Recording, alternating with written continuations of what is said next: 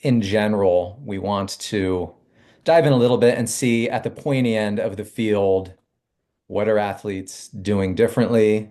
What are some approaches to training and racing that maybe are a little bit different in these more modern times compared to some old school methods?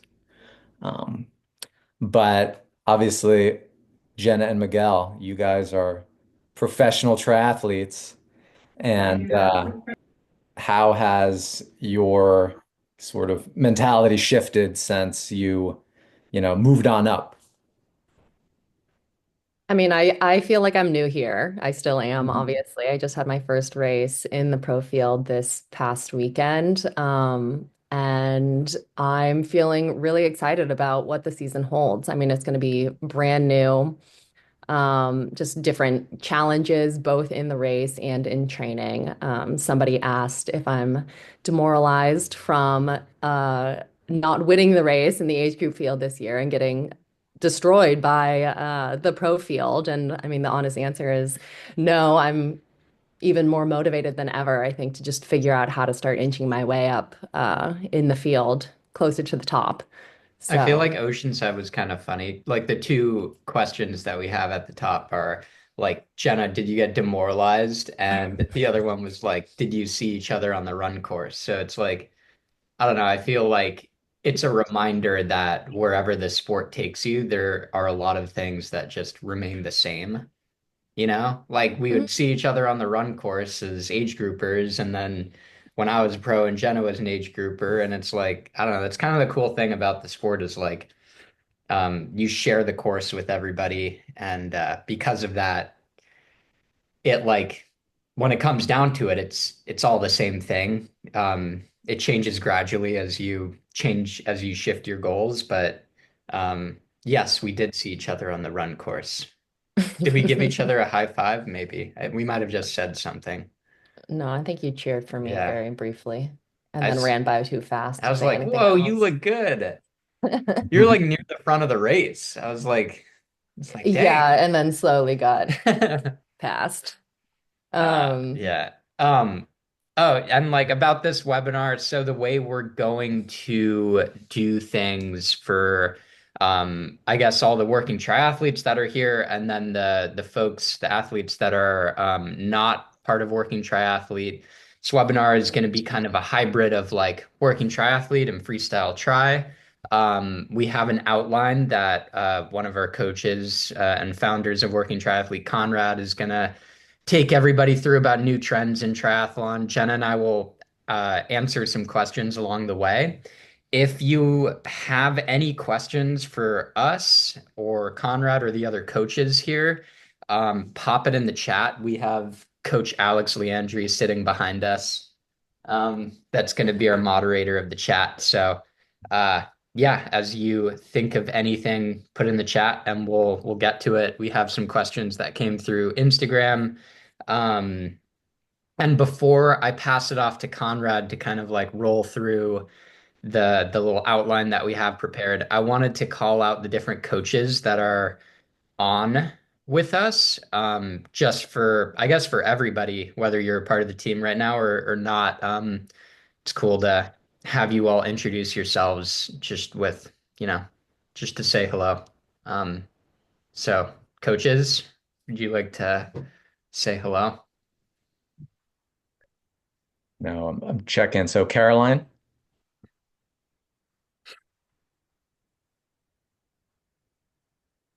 sorry to call on you, Caroline. I'm just going through order, and she came I up think first. she's on a ride right Oh, now. Oh, so that's is that Mitch talking? Well, Mitch, you can introduce Our yourself. coaches also do the sport. Um, yeah, I'm gonna leave my screen off because I had come down with a bug. Don't look too great laying in bed right now. But yeah, I'm Mitch. I'm the newest coach for Working Triathlete. Been part of the sport for quite a few years. You see, there's Caroline biking. So, um, and yeah, started racing professional last year, beginning of last year. So uh starting the second year as a professional. I've been a coach in the endurance space for a little over 5 years. Started in rowing and have been working with juniors mainly for quite a while. And then, yeah, been in running and triathlon coach for, yeah, just a little while now.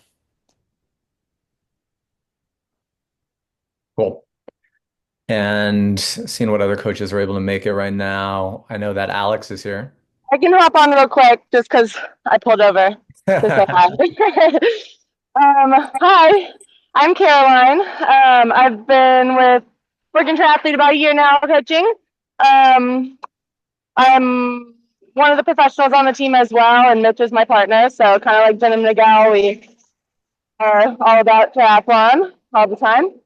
Um, yeah, my background is in swimming and kind of running later in college and just kind of picked up biking, but it's been really fun to become competitive and continue to try to do that while also helping others also do the same thing. So there we go. Right on. Enjoy your ride. You're in the office, right? I'm almost home. So I'll be listening. Cool. And then Alex Leandri. I don't know if you can introduce.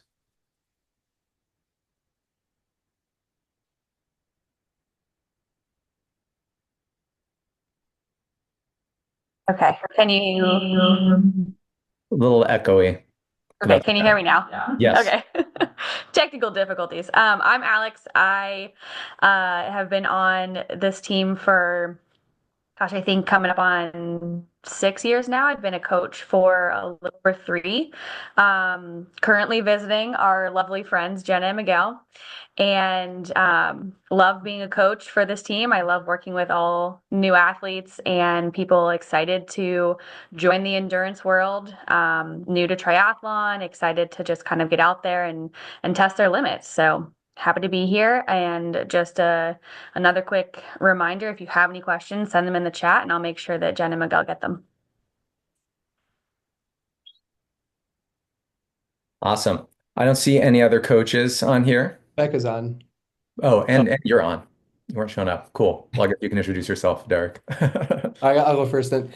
What's up, everyone? I'm Derek. I've been coaching since 2017. I live in Westlake, Ohio, so just outside of Cleveland, but came from a run background. And recently I was asked how many triathlons I did. So I had to go back through the USAT rankings, and I've done 60 triathlons, but I've recently been promoted to a single sport athlete, so I might just be running for the foreseeable future.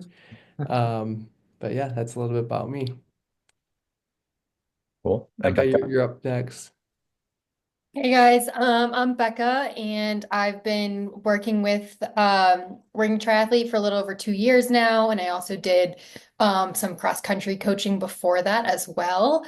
And yeah, my personal background is in running, ran in college, so I love to coach athletes who have a competitive sport background, whether it's in like swim, bike, or run, or another sport. Like I have several soccer players that I've coached, so I think that's always fun when you can like find that new competitive way to express yourself after you maybe like haven't done that since high school or college. Yeah, that's me. Awesome. I think that's everybody. So if there are no other introductions, I can get going. I'll introduce myself briefly and then I'll start the meat of the webinar. But I'm Conrad Geringer. I started working triathlete in 2017, and at this point, we have enjoyed working with so many athletes. We have 10 coaches and many athletes from beginner all the way up to professional. So it's a really fun team, an awesome community, and we work with some very speedy athletes who are trying to do amazing things in the sport. And that's kind of what we want to talk about today. What are the best athletes, on Working Triathlete and just in general doing? So, we'll go through sort of topic by topic and feel free to interrupt or offer your 2 cents. But I just want to talk about new trends or modern approaches to training that we've seen kind of rise over the last couple of years, and how are the elites training and racing who we work with. So the number one factor that we want to kind of start with is nutrition strategies. So I'm talking about intra-race and training nutrition. And we've definitely over the last few years seen an increase on the emphasis of taking in a lot of carbohydrate. So pros are now regularly aiming for 90 to 120, 150 grams of carbs per hour. And they're doing this because it enhances performance. During racing, if you can take in more carbohydrates, your durability is enhanced. You can get, glucose to the muscle fibers, and you can go harder for longer. So we know it's a performance enhancer. The products are better. Precision Fuel and Hydration makes some great stuff. We recommend that a lot. Morton is great. These products enable athletes to take in more compared to, the old school Hammer or Goo gels or Cytomax of prior decades. There's multiple transportable carb blends in there.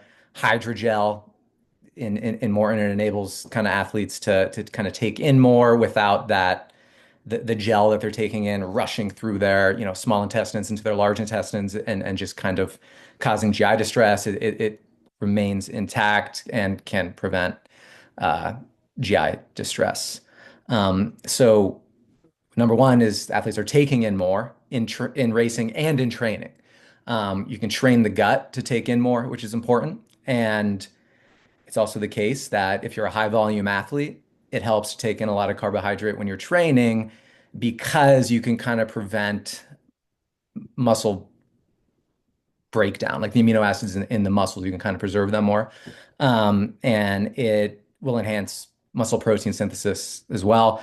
So it can help you recover more if you're not tearing apart your muscles and eating them. So carbohydrate consumption can do that. It can ensure that the quality of each workout is higher because you're not depleted all the time. Um, so, you know, there's a greater emphasis on high carbohydrate consumption in training. Um, and there's also the preload factor for racing. So the best place to store carbohydrates is in your body. And we really emphasize carbohydrate loading in the 2 days going into a race and on race morning, because you can bump up your stored glycogen by a non-trivial amount, 15, 20, 25%. And that's a big deal, especially in the last 5 miles of the run during a 70.3, for example. It helps to have every gram of carbohydrate that you can.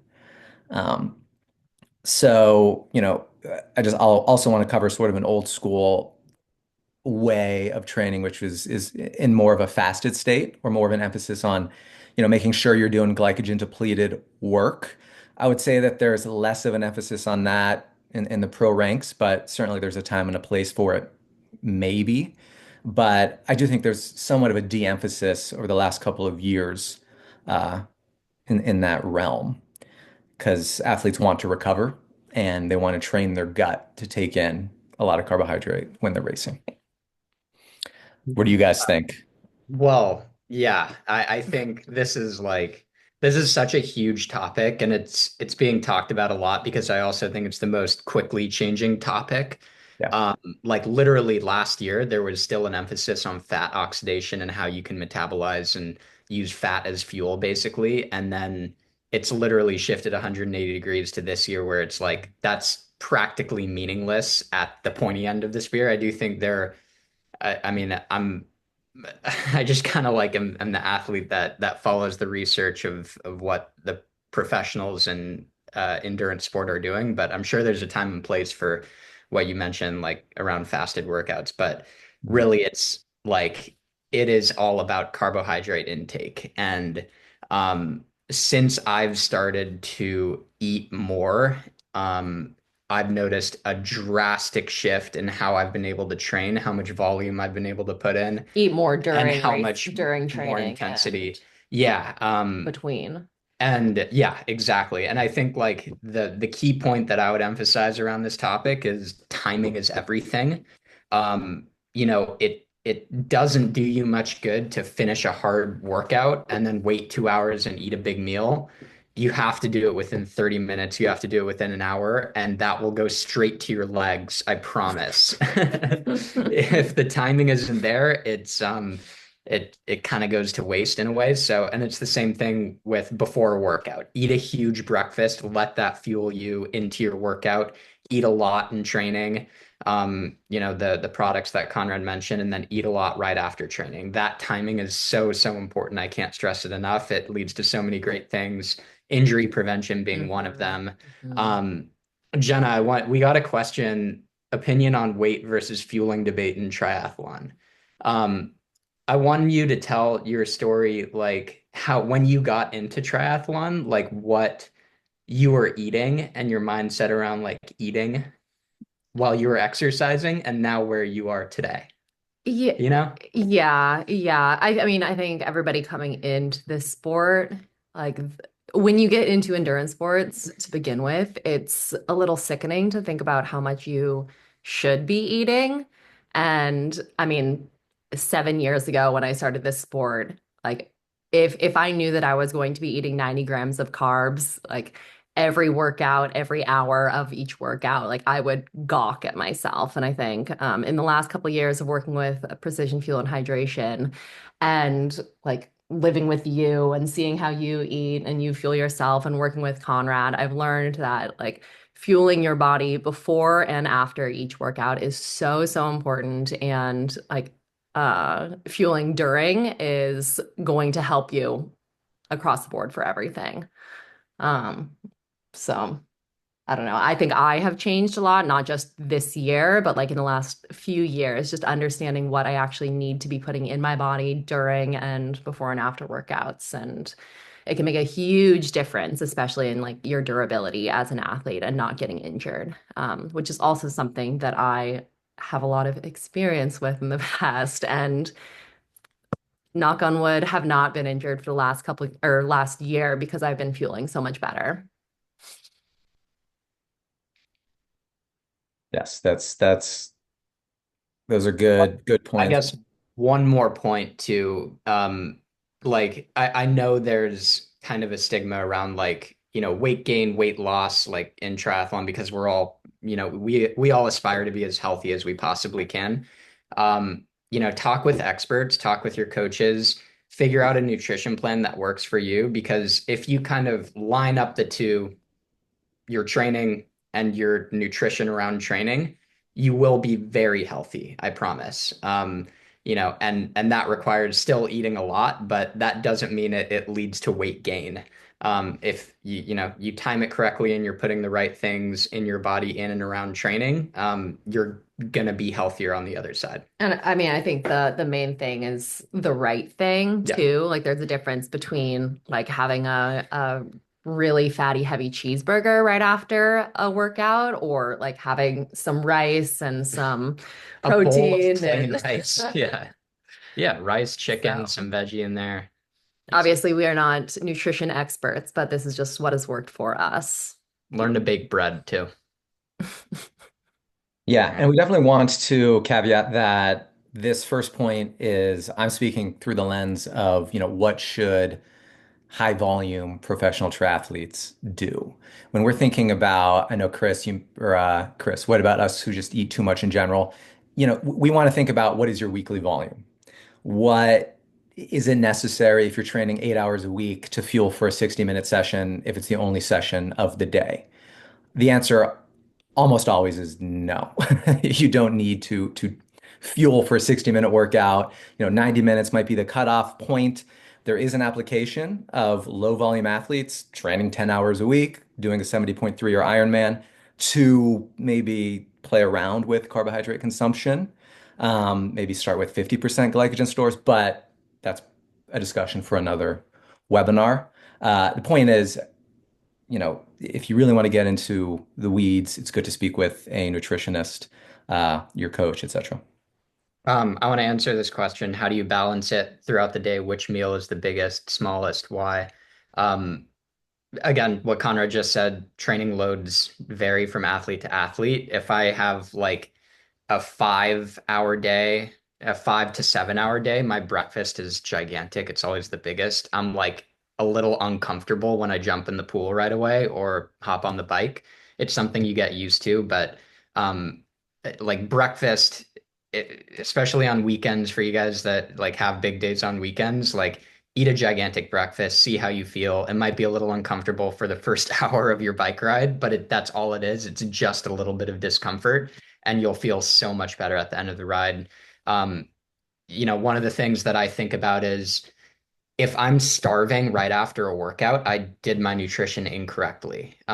If you do your nutrition correctly and nail it, you like your breakfast before the session, eating throughout, you shouldn't be that hungry after a workout, and then you still should eat a lot after your workout. But like hunger is a good sign, or hunger is a good sign to look at to see if Yep. you're doing it correctly.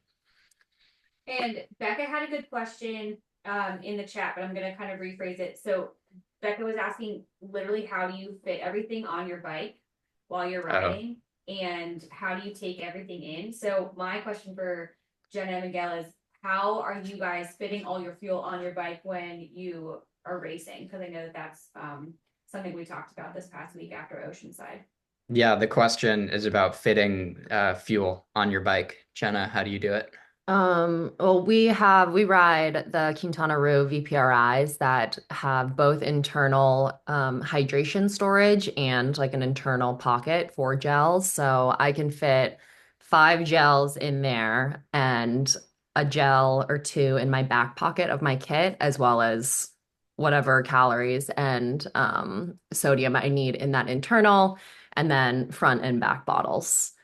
Yeah, I go in loaded. I put in PH makes a really good product called Flow Gel. It's 300 grams of carbs in one gel. It's pretty big. I either put that in a water bottle or in the frame bottle, just so I have one source, one place. I don't have to keep opening gels, and that's my main source. But yeah, I mean, test it out in training. Some people just really concentrate their bottles so they have hydration and carbs in the same bottle. And then others like to open individual gels. Others just put gels in one bottle. Like test things out, see what works for you. All right, I think we should move on. So another point we wanted to discuss was heat training because it actually has become a pretty important aspect of training in preparation for hot races, especially. Many of the most important races on the calendar are in heat. Think about Kona, but so many. I mean, 70.3 Chattanooga, Texas, many hot races. So you have to be heat adapted. And so, how do you become heat adapted? And well, the answer is to heat train in a deliberate and structured manner. And any, high level athlete going into a hot race, they are or should be um, doing things that make them acclimated to the heat. So, things that you could do include passive heat training, which involves going into a sauna post-workout or a hot tub. And the idea there is right after a workout, you go into the heat chamber or hot water and you just stay there for 20 minutes. And that the idea is to get your core temp up, approaching 104 degrees Fahrenheit, and the body incites adaptations that way. Plasma volume goes up, it can go up 20%.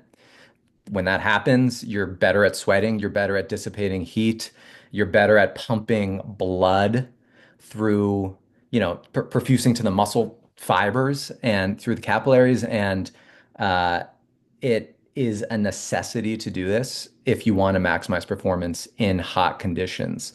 You can also train like you're going to race. So do workouts in the heat. If you want to be really sciencey about it, you can wear the core temperature sensors and a really easy thing to do is track heart rate drift in different conditions to understand what the internal stress is. So, you know, heat training is essential, and you have to do it.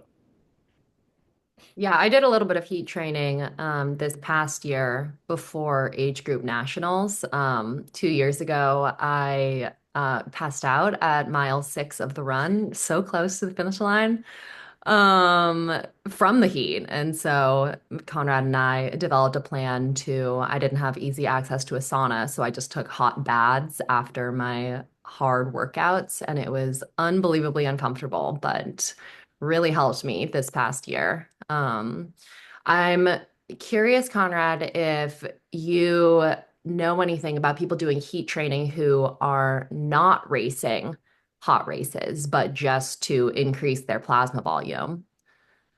Is that something that people do? There is an argument. There isn't a whole lot of research on the potential benefits of doing that, but one potential reason to do that, you know, hopefully there will be research into is, what if you train with elevated plasma volumes all the time? So you have 20% more blood. Will your body produce more red blood cells to sort of fill that volume? If so, then, more hemoglobin. You have a greater capacity to, you know, get oxygen to those working muscles. That can be a good thing. Um, the research I've seen in the past, I haven't looked super recently, but people do, a sauna regimen or they acclimate to the heat. Their performance in outside of the heat doesn't go up, but there just aren't that many studies. So we can't make any conclusions, and there's always noise and these studies, like who are the participants, what is the methodology, et cetera. So we want to take studies with a grain of salt. Kind of, you need to do your own testing. Yeah.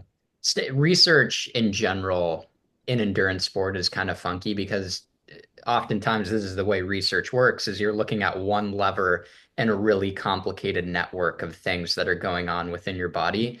So if you find research that says like, yeah, heat and humidity training makes you better in every race condition, the study is probably looking at one specific thing in your body that may impact a host of other things that might detract from your performance in Mhm. a race. Um, One thing that I'm thinking of right now is like, to do a heat training protocol efficiently, like you need to go in a sauna that is really stressful on your body because stress triggers the adaptations that you're looking for.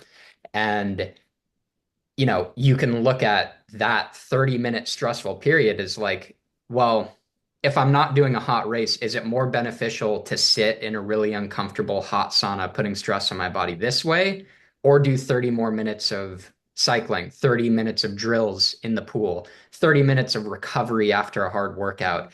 And chances are like you're compromising something in order to get something else that might not be right for you. So I mean, I think like keeping it simple. If you're doing a hot race, talk to your coach about the heat training protocol because that helps. Like professionals do that. Everybody can benefit from something like that. But if you're doing a cold race, like think about how you can prepare yourself to racing in the cold. I know we were riding with one of our friends the last few weeks that was also doing Oceanside, and he was going out in his tri kit in like short sleeves, thin kit for Yeah, the that first, was Kay. Kay's yeah, here. Kay's here. Yeah, and like just to get used to like how is it going to be riding in sub 50-degree weather when I'm really cold at the beginning of the bike? And if you do it once, do it twice, like you're just going to get the sensation of how that's going to feel, and that's going to benefit you. So, I mean, look at the conditions of the race, see what it demands, and try to replicate that a bit in training, and I think it'll pay off. We got a question about how far out should you start heat training before the race? What's the time frame for that, Conrad? This is actually interesting. Closer than you think. You can incite. So the science is like you can get 80% of the adaptations in 5 days. So 2 weeks out is enough if we're looking for, plasma volume, sweat rate increase, um, central governor kind of adapting and enabling you to go harder. So Having said that, if you think about the dose, you do have to, like to Miguel's point, to reap those adaptations in a short period of time, you have to go to the sauna frequently. So, you know, a lot of the studies, 5 to 6 times in a 2 week period, you see a marked increase in what we're looking for as it relates to heat acclimation. But then once you're there, you don't have to go as frequently. So if you have a hot race coming up in a week, I would say it's a worthy wager exchanging some training time for heat acclimation, honestly.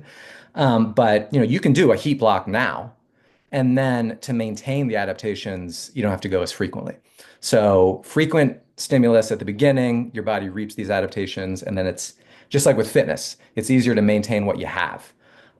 So you can induce pretty profound adaptations in about a week.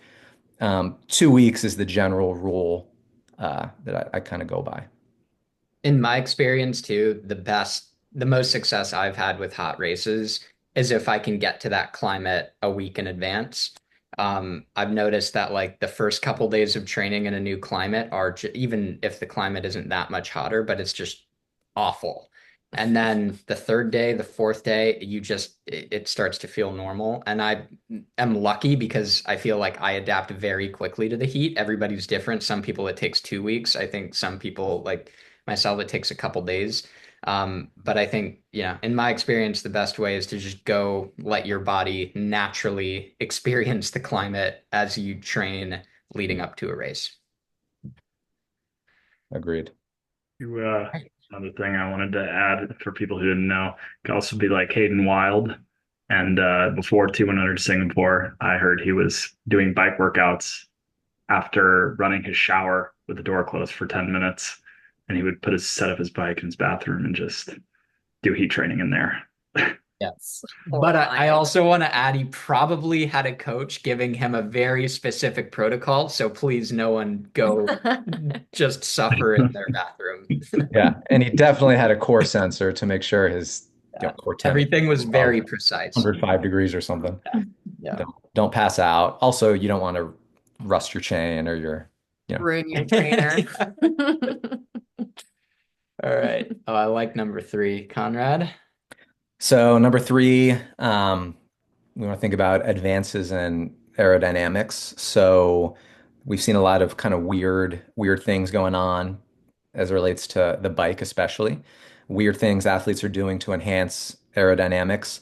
And as it relates to obviously the professional field over the last 5 years, uh, everybody is optimized. You have to be optimized aerodynamically if you want to keep up. Doing anything that can reduce your CDA within reason, athletes are doing it. And one thing that is obvious to talk about is bottle placement. And obviously, the last couple of years, we've seen more and more athletes place bottles in between their arms, right in front of their chest. And the reason for that is it is a convenient place to store fluid. But from an aerodynamic perspective, many athletes are testing faster if they fill the space in between, their nose or their chest and their hands, because it redirects that air that's coming in, to their basically to their elbows and around. So it redirects the air in a more aerodynamic manner. So you see athletes putting multiple bottles in between the arms, and many times at worst, it's aero neutral, and it's a way to store more hydration, you know, on your bike so you don't have to waste time grabbing it from aid stations. But in many cases, if you test it and you're careful, it can actually reduce drag by diverting the airflow around the body. So um, aerodynamic gains are important, and we now know that they're way more important than reducing weight, say. Um, really, speed is all about watts to CDA, with CDA meaning drag. Weight rarely matters in any normal triathlon course. So, those are just some quick points. But does anybody have any questions on bottle placement or anything else?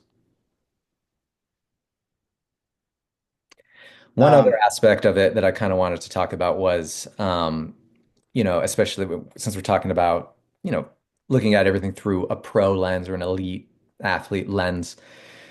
Everybody at this point is carrying all of their nutrition on their bike to start, and they're not really using the aid stations, or there's a de-emphasis on doing so because since weight doesn't matter and we know where to store things while keeping CDA low, everybody's just starting with all their nutrition on the bike. So then they don't have to slow down, sit up, grab nutrition at the aid stations because, as Miguel and Jenna and the other elite athletes on the call will tell you, in the pro field, you don't want to get dropped because being in a pack enables you to put out substantially fewer watts to maintain speed.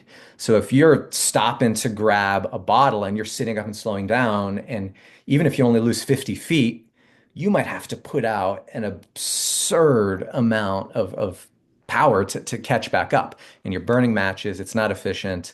So it's important to, you know, bottle placement is important from just a maintaining speed perspective. yeah. Well, I was going to talk about Uh, your first pro race. well, I mean, I guess like to echo a lot of the things that Conrad was saying, Oceanside was interesting. Everybody was stopping at aid stations just because everybody had launched a bottle, at least for like it's just like that kind of course. So So, it neutralized it. yeah, right. But I remember the first year that you did Oceanside, Yeah. you launched a bottle and you were with a group of people who attacked you at that first aid station because you had Well, to slow down. yeah, I mean, I went into Oceanside. I had all of my calories in bottles, so and I launched them all immediately. So, I mean, look at like the course, look at the likelihood of launching bottles and kind of make your nutrition set up according to the course. If there's a high likelihood of launching bottles, don't put all of your calories in the bottles. Find another solution. But regardless of the pro racing, I think like to echo what Conrad was saying is like aerodynamics have become like such an important aspect in this sport that no matter who you are, if you want to go faster on race day, think about your setup and how you can optimize that to be a little more aero. We got a question that I ask myself a lot, like how can you evaluate how aero your setup is without wind tunnel access? Are there certain configurations that are widely accepted as more aero, or is it pretty individual? I've never been to a like we've never been to a wind tunnel. We do have mirrors in our bike room. I would say like that's the easiest, best thing for everyone here is just like have a mirror in front of your trainer, have a mirror off to the side, and play around with like your position on the bike. I think you're looking at someone who historically has not been very efficient on the bike, but that can put out a lot of power. So it's something that I struggle with.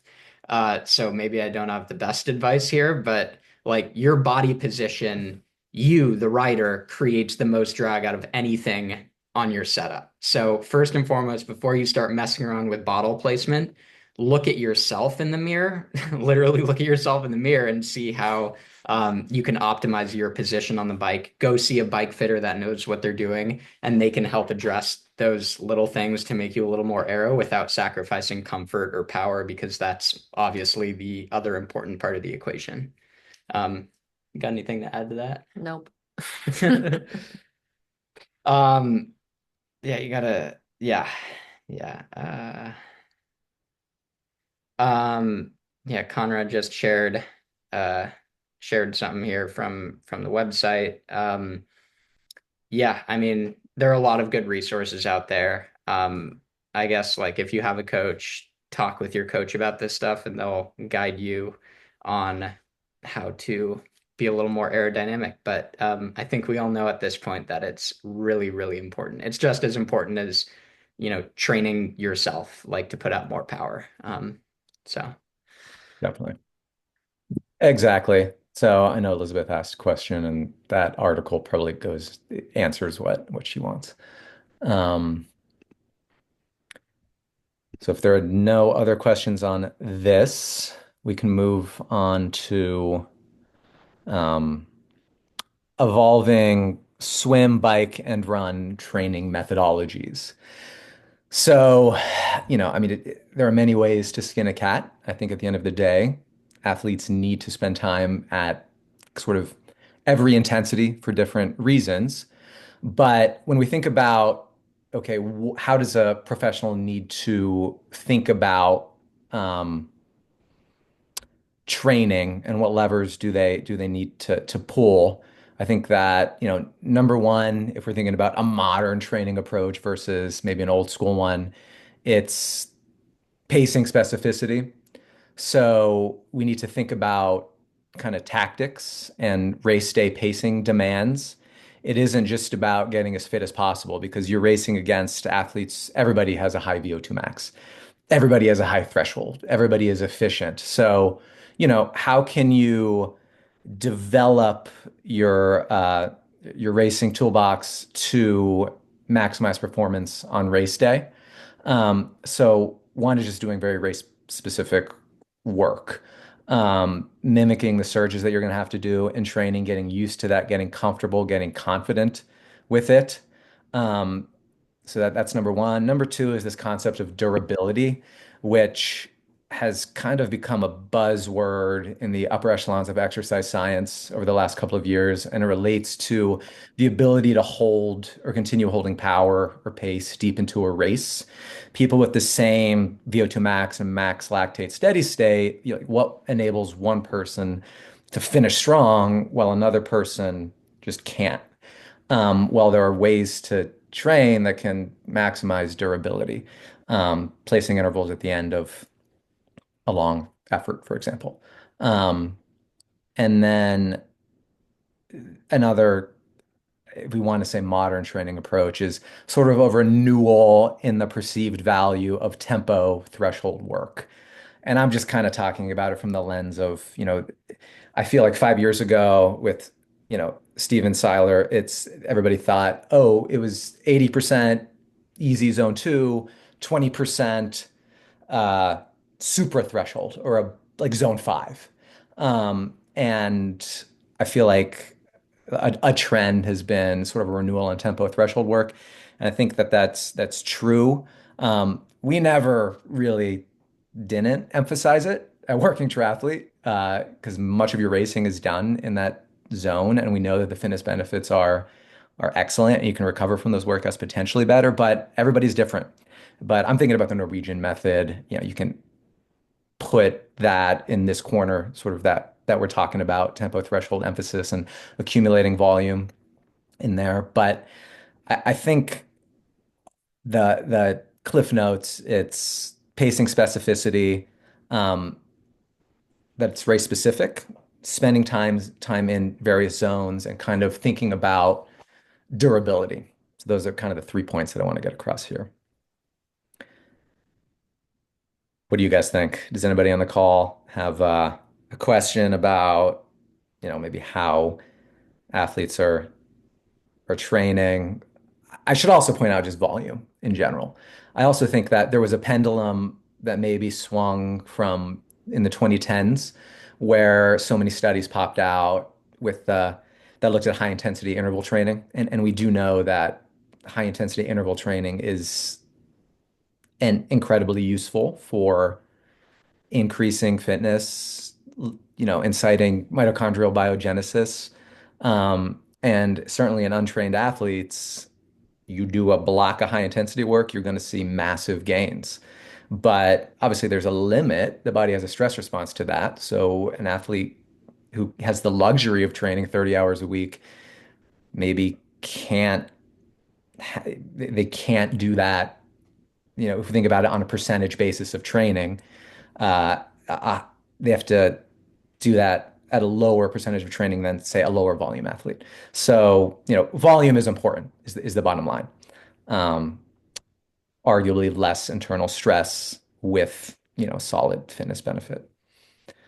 Um, Yeah, I think well, we have a question that falls into this category, but one of the things that falls within this as well that I think is important to stress is like none of this really matters unless you can recover from it. Right. So it's like you can be nailing your workouts and feel like you're doing everything right and giving, nailing the prescribed training, but you're not seeing any improvement. Maybe it's like, okay, maybe I need to take more frequent rest days because your body literally will not improve at a state of stress. So like until you take that recovery day, you're literally not getting better. It's all about adding the stress on and then backing off, recovering, and then you'll start to see some improvement. But one of the questions that we got here, Jenna, do you wanna take this one? Yeah, I mean, it's kind of related, but it is, what have you felt that you've lost the most in the swim, moving from college swimming to tries? And I mean, my answer is relatively straightforward. I've gone from a single sport athlete to a three sport athlete, and from doing 10 swim workouts a week to maximum five.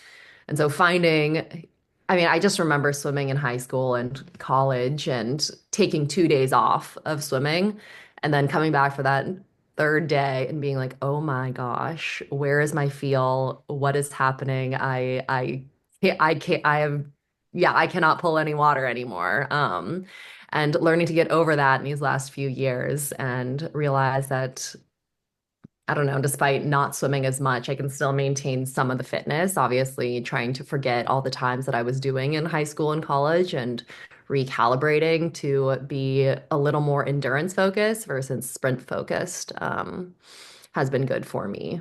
It's also just the change from racing in a pool versus racing open water. And I don't know. Yeah, I mean, I feel like for all of the one sport athletes turned triathlete, you just aren't doing it as much as you used to, and you're doing it in a completely different way. I feel like I've lost all of my speed in the pool and all of my efficiency in the pool. But when it comes down to it, when you're swimming in triathlon in a wetsuit in open water, those two things are way less important. So it's like, again, I wouldn't want to be good at a 200 freestyle in a pool right now. I mean, I would want to be good at that, but it doesn't really do much in our sport. So, I mean, all the one sport athletes, you gotta just let go of what you once were in that particular sport. And I think it'll just lead to a much better mindset as like, moving forward and figuring out what you need to do to be good at what you're doing now. Hmm. Hmm. And it's because of everything Conrad just talked about. Like, I mean, swimming, you max out if you're a super long distance athlete, you're maxing out at a 15-minute race. That's still a significant fast twitch body right there. So, we do longer races now and training's different and we're a lot better at that kind of training now, which I think is it's pretty cool. That leads into the next one, I guess. So yeah, the next one sort of leaches from the last point, but this concept of optimizing training to meet race day demands, and we sort of talked about training to meet the demands of the race, um, the Kona heat, the Texas heat, or the climbing at St. George, etc. But the point is that one thing I want to kind of get across is riding on the trainer every day and then showing up at a race. If you want to uh, nail your performance, is not really going to cut it. You have to be a good bike handler if you want to maximize performance, and you need to kind of think thoughtfully about meeting race day demands from a tactical perspective. What kind of gearing, do you need on the bike? Uh, you have to train to hold aero, and you have to train, for example, to efficiently take in fuel at race pace while staying aerodynamic. So really, I'm talking about, I think, tactics, um, and honing tactics to meet very specifically race day demands, relative to the course and also to the field. Because Many top athletes, they're used to just kind of riding solo, running solo, and it's an individual time trial. Well, the dynamics are different if you're in a competitive race or you're in the pro field. Yeah, speaking of that, I mean, I got pretty firsthand experience of that during T1 at Oceanside when I came out of the water with Jackie Herring and she went into a full sprint for half a mile in that freezing cold cement transition area. And I think it was at that moment that it like really clicked. Oh, this is a race. This is something that I need to be practicing, getting out of the water and like full sprinting, going from horizontal to vertical and like making sure that that is quick because she was racing to get into that front pack on the bike and I was just trying to survive. Yeah. Yeah, no, I think preparation for a triathlon is the most stressful and most important part of the sport because ideally your training and your work is has already paid off before you even toe the line. Like you're ready for it. But it's all those little things to optimize like transitions, fueling, and we all know as athletes how great it feels to be in like a flow state while you're racing or while you're training. And that's what we're after on race day. And the things that disrupt that natural flow of a race and you from performing your best is literally using your brain. So if you can prepare yourself to limit the amount of thinking you're doing throughout a race, the faster you will be. And specifically in transition, if you get to transition and you're like, what do I need to do? What do I need to bring with me for this leg of the race?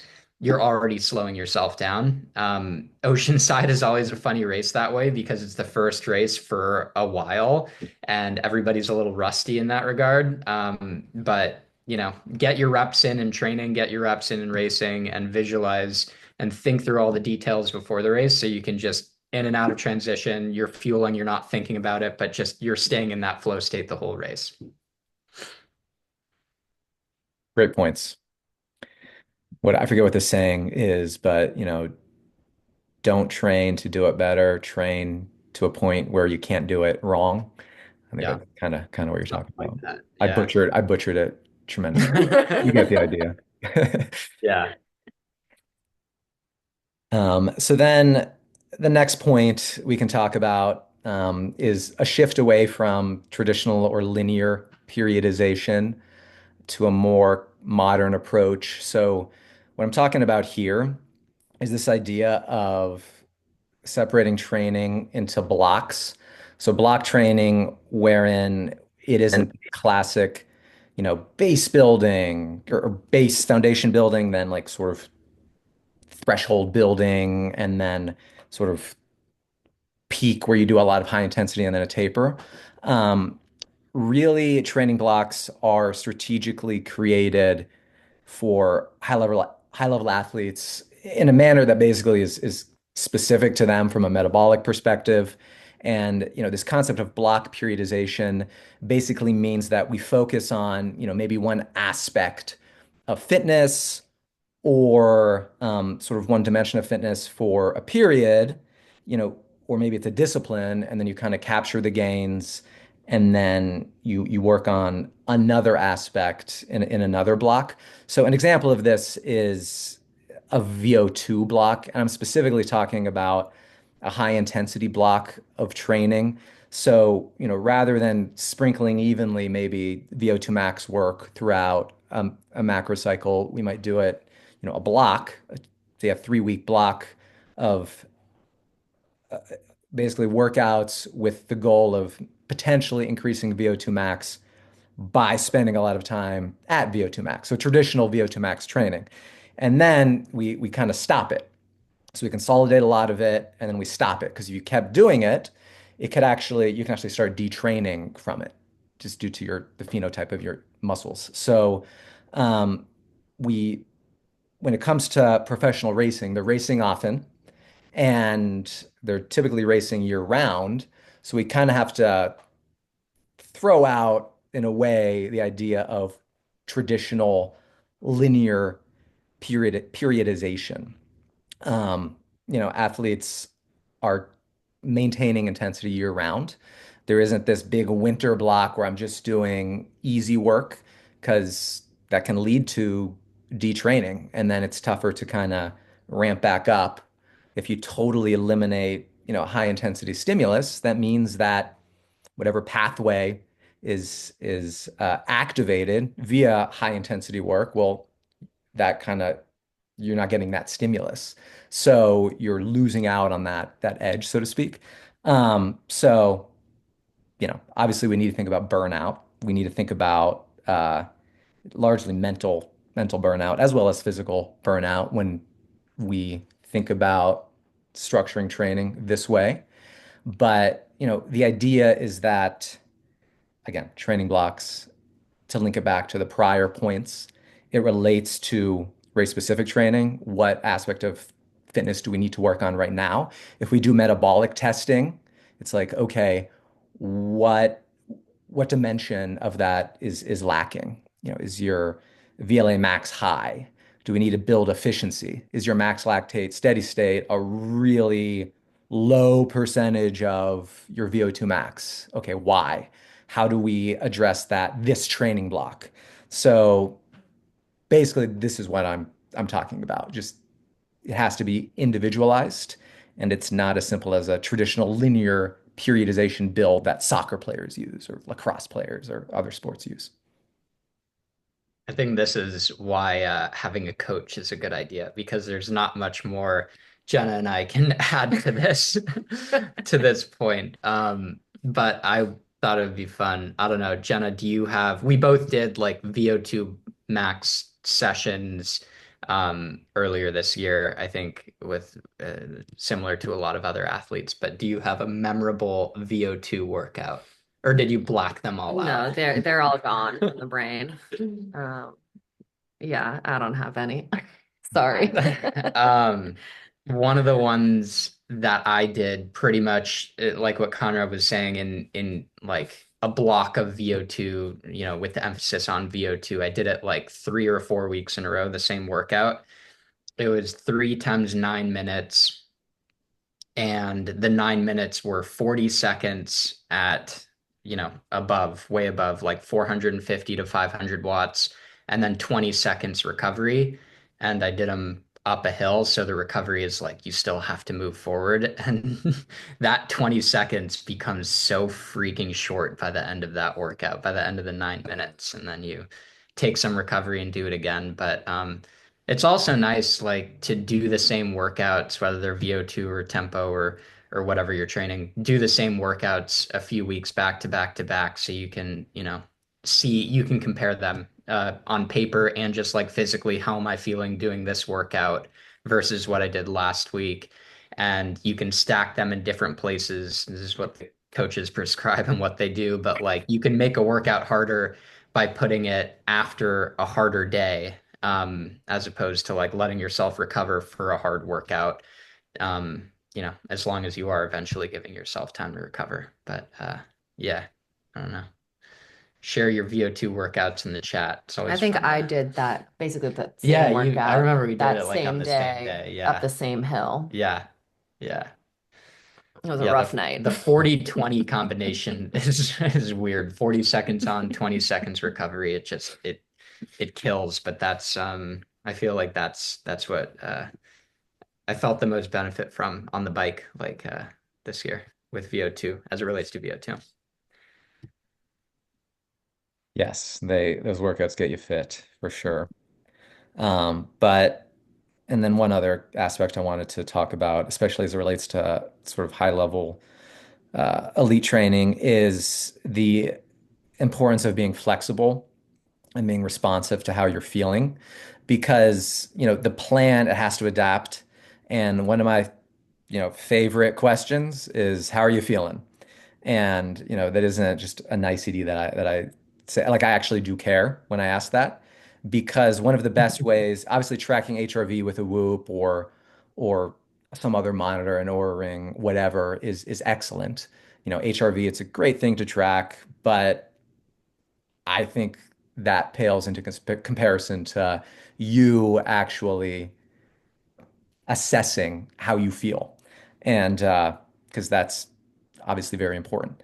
Um, and if you're feeling niggles, if you're feeling deep fatigue, then maybe we need to move up the little transition period or the little recovery day that we had planned in 2 days. It's like, okay, let's just move it up. You feel like crap.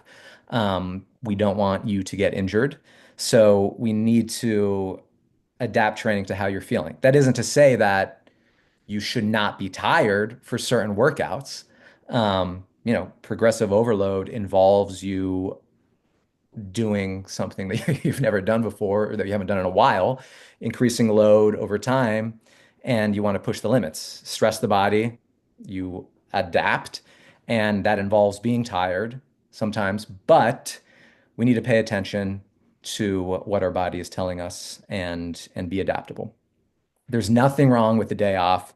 Sometimes there's nothing wrong with 2 days off. So this is essential, especially if athletes have other responsibilities and life stress. Sometimes I feel like it would be more beneficial for training peaks to hide all future workouts until you get to that day.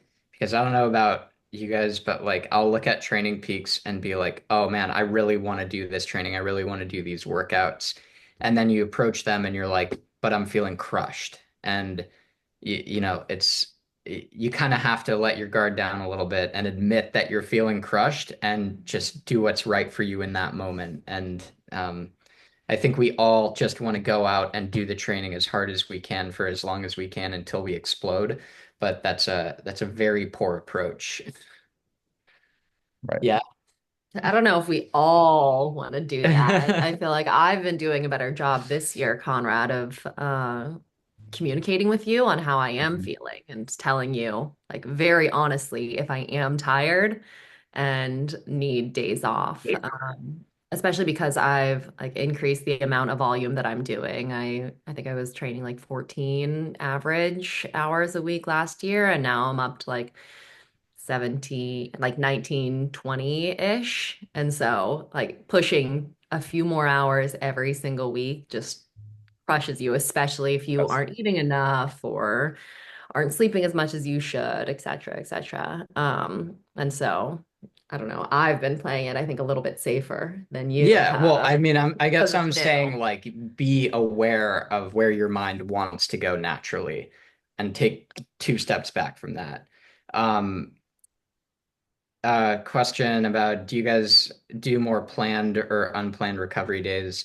Um, I do a ton of planned recovery days. I usually do 2 days, maybe 3 days of training, and then one day off. Or that day off is just like 30 minutes in the pool swimming really gently, just like active recovery.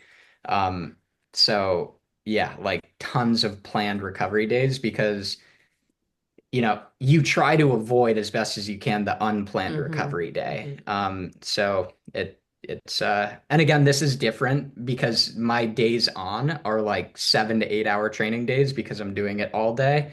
I think for most athletes, it's not practical to take a day off every 2 or 3 days. But still, like those planned days off are when you literally get better. That is when you make the adaptations to become a better athlete. So treat them just as important as the training.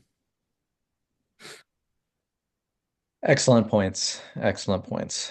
Um, and then that is a good segue into our next point, which is injury prevention or, strategies to remain in the sport for a very long time.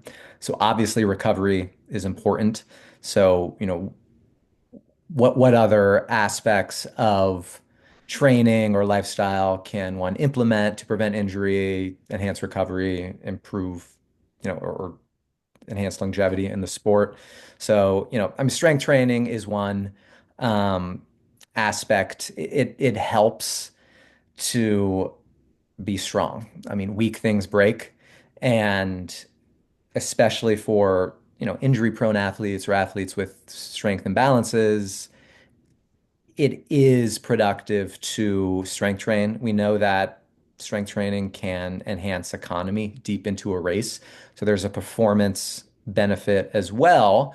But, you know, when I think about strength training, I think about, activating certain muscle groups so that you can access them.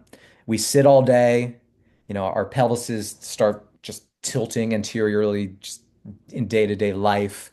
Our glutes become inhibited, they lengthen, our hip flexors tighten up, the hamstrings tighten up.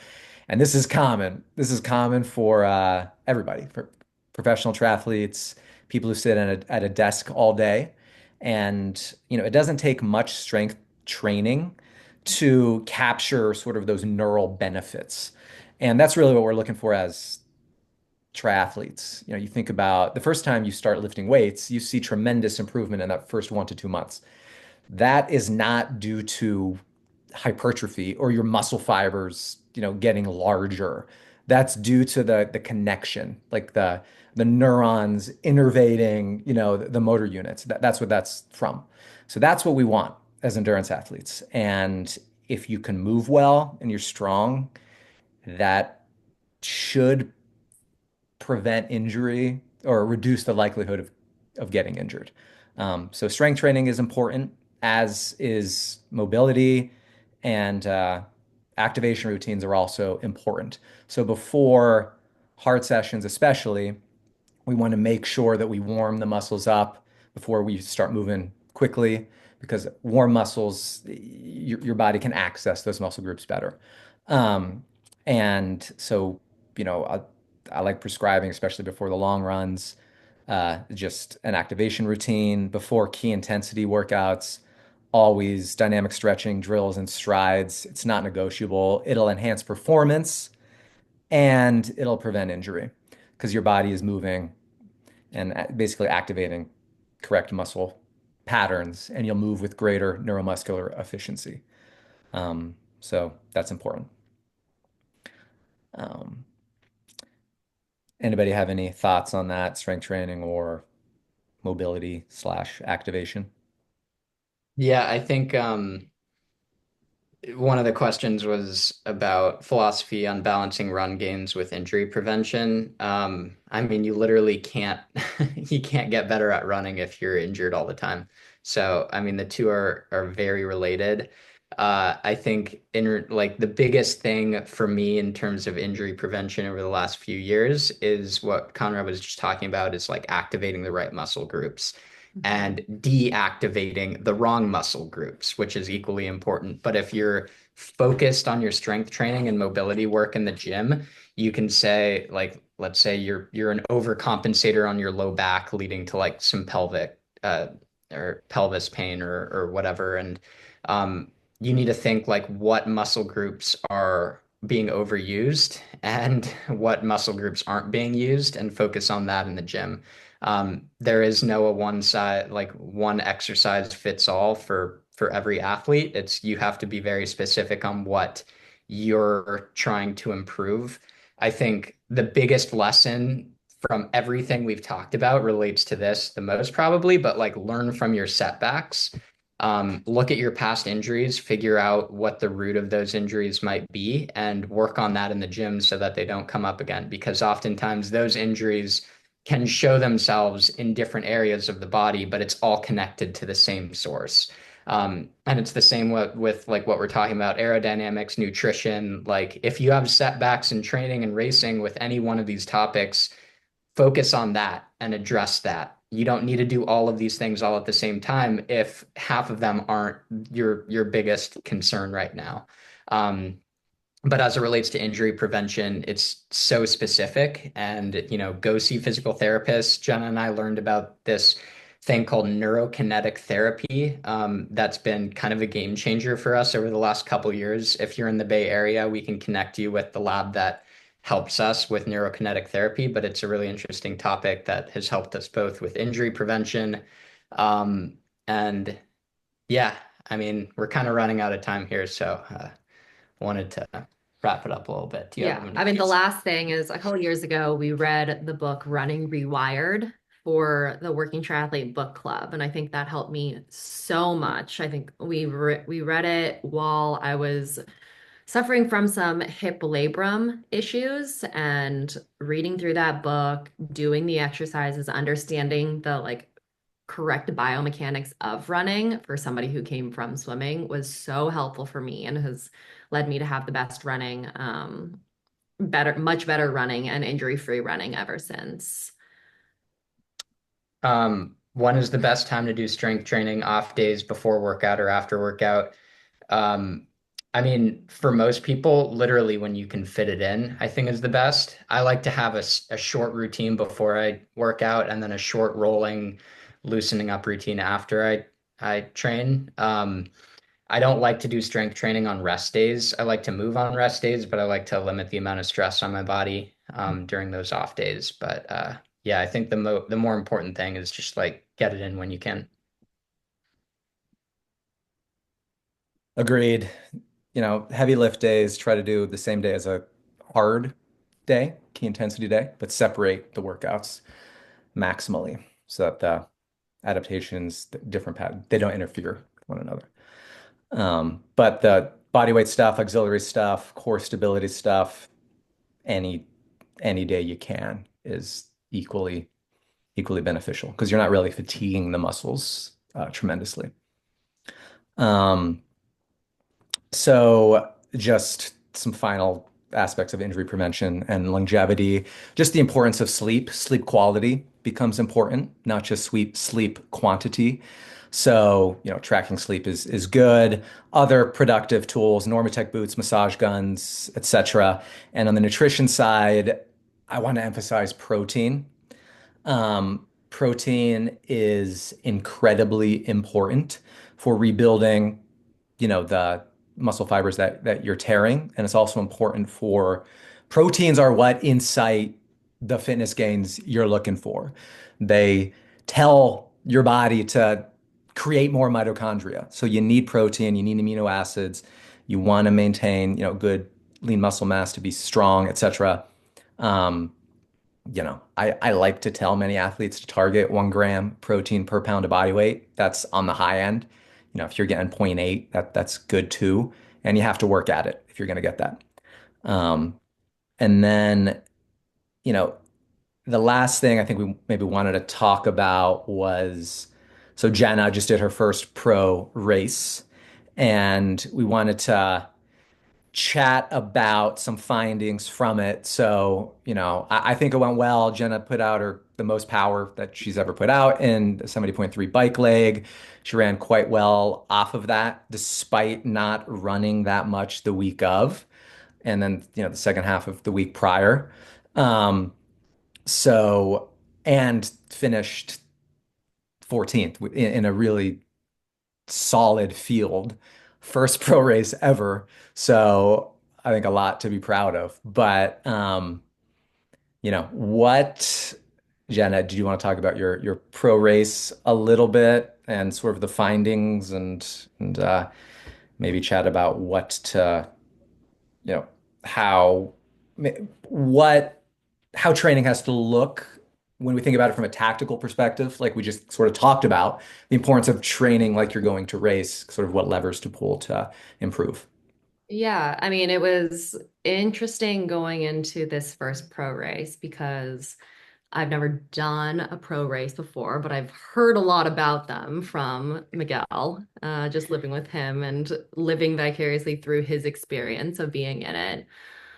I think in the last few months, we've really been emphasizing my swim and trying to get that back to at least closer to my middle school swim times. Uh, so I could be in a strong position getting out of the water. I think I still have a lot to work on there. Just I went out hard to get in front of the pack and didn't have the durability to maintain that pace through the end of the swim. The bike was really interesting for me, um, because it felt obviously just more like a race than it ever has been before, given it was a mass start and I knew exactly who I was racing, up there in the field, and was less focused on my power during the race because the power honestly didn't really matter that much. It was the people around me who mattered. Um, so the power at the beginning of the bike certainly was much higher than I ever have before or have gone before. And yeah, it was really interesting tactically, just surging with other people as they surged and being able to lighten up a little bit and keeping my eye on the race ranger that was on the bike in front of me to make sure that I was staying legal in the race and staying with the women that were around me. Um, and then the run was, yeah, I don't know what to say about the run. I started off fine and uh, struggle a little bit towards the middle end of it, but really just wanted to use this race as like a good starting point and launching off point for my pro career and just learning everything that I could from this and learning about the women that I was racing and how they raced, what their speed was, how they were tactical on the swim, bike, and run. And yeah, just doing something different. Yeah. Yeah. I think it was a good debut, and as any athlete should do when they do a race, it's good to think about what you did correctly or well, and then okay, what can I do to improve? Because that's what makes the sport fun. And stepping up and racing as a pro, obviously you finish in the top half of the pro field in your very first race, not knowing what to expect, and now you know what to expect. And certainly certain things we talked about that, we can work on over the next few weeks. It's one is training the gut, being, pushing the limits there, learning how to, can you take in 90 grams of carbs consistently? That'll help if we think about durability, obviously. Um, Certainly doing some longer race pace stuff is going to help. But everything is there, the tools are there, and it is time to get hyper specific and put the puzzle together. And it's going to be a fun year. So um, I'm excited. Me Yeah. too. Thank you everyone for joining and that made it to the end. Conrad and the other coaches, thanks for putting this together. I learned a lot. I don't know about you all, but there's yeah, it's a puzzle. So many things to work on, so many things to figure out, and learning about everything here ongoing is like for me the most fun part of this sport because it never ends. It's just there's always places to go to squeeze out some speed and get better. So thank you for putting that together. So yeah, that's it. Thanks, guys. We appreciate you having on. And if anybody has any questions, feel free to reach out to us. You can email us at info@workingtriathlete.com, or you can submit a form on our website. Or send us a DM at Yeah. Freestyle Try on Instagram and Yep. respond back. We're very accessible. Everyone here. All right. Have a good day, everybody. Thanks. See ya.